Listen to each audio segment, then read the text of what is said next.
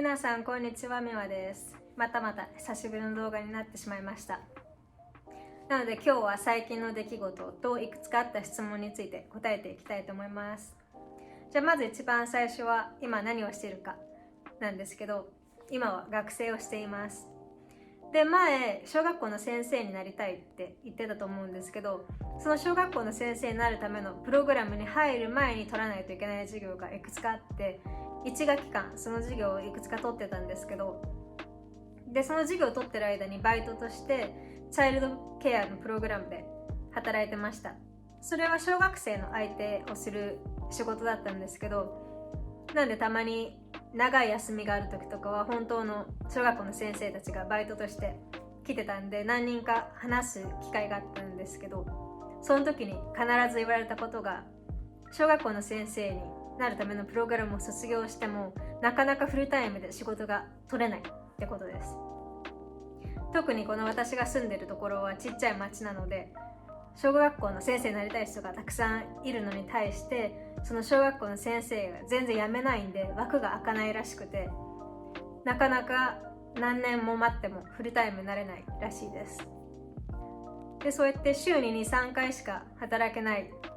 1ヶ月に一体いくら給料がもらえるのかわからないっていう生活が 2,3 年も続くってなると、特に今このビクトリアでは家賃がすごい値上がりしてるんで、やっていけないなと思って諦めました。じゃあ今何をしてるかっていうと、ガラッと変えてアカウンティングのプログラム入ってます。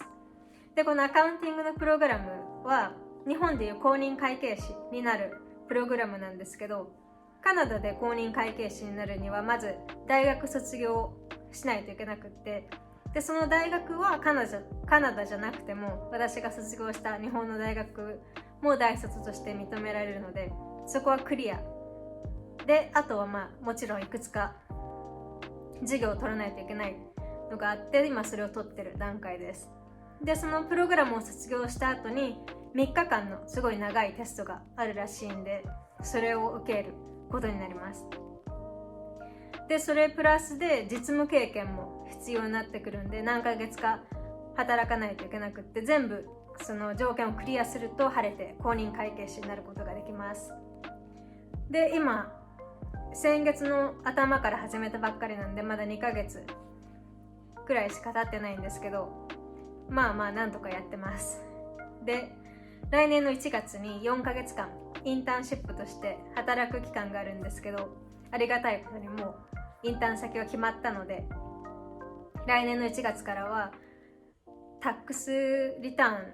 ーン、日本語だと確定申告かな、確定申告をやる人のチームに入っていろいろ学びたいと思います。まだそのタックスについての授業も取ってないんで、どんな感じになるかわかんないんですけど、頑張りたいと思います。はい、そんな感じで小学校の先生は諦めて、今アカウンティングのプログラムに入っていますはい、じゃあこれはそのぐらいにして、もう一つ質問があったのが永住権についてなんですけど、カナダの永住権取ることができました。はい、で永住権を取るとカードがもらえるんですけど、こんな感じでカナダの永住カード、なんて言うんだろう、 PR カードか、 PR カードがもらえました。で私が永住権を申請したのはコロナの前だったんですけど、でそれからすぐにコロナになってしまって、なかなかそのプロセスが止まったりして時間がかかったんですけど、なんとか取ることができました。で私がこのカナダの永住権を取ったのは、初めからカナダの永住権を取るぞっていう風にしてきたわけじゃなくて、たまたま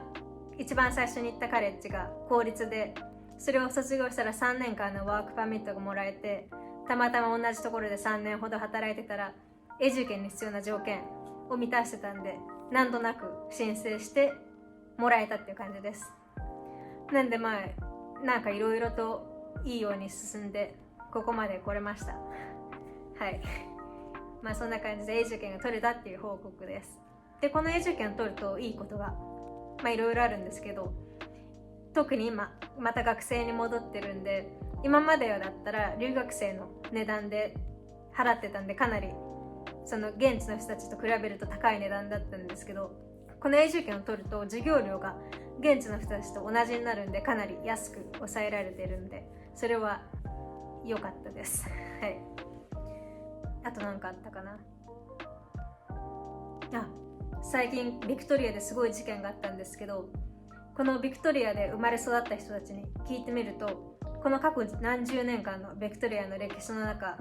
銃を使った事件って今まで一度も起こったことがなかったらしいんですけど、つい最近起きてしまいました。何があったかっていうと、2人の男の人が銃を持って銀行強盗に入ったらしいです。で、駆けつけた警察官たちといろいろ銃乱射みたいになったらしいんですけど、私はその時その近くにいなかったんで全然音とかも聞いてなかったけど、近くに住んでた友達はすごい音がして怖かったって言ってました。で、こんなこと身近に起きたことも初めてだし、もちろんビクトリアに住んでる人たちにとっても初めての出来事だったんで、すごいびっくりしました。はい、こんな出来事があったんですけど、また平和なビクトリアに早く戻ってほしいです。はい、今日はこのぐらいにしたいと思います。授業がね、また始まってちょっと忙しいんですけど、なるべく早く次の動画も作りたいと思います。じゃあ最後まで見てくれてありがとうございます。まだチャンネル登録してない人はぜひお願いします。バイバイ。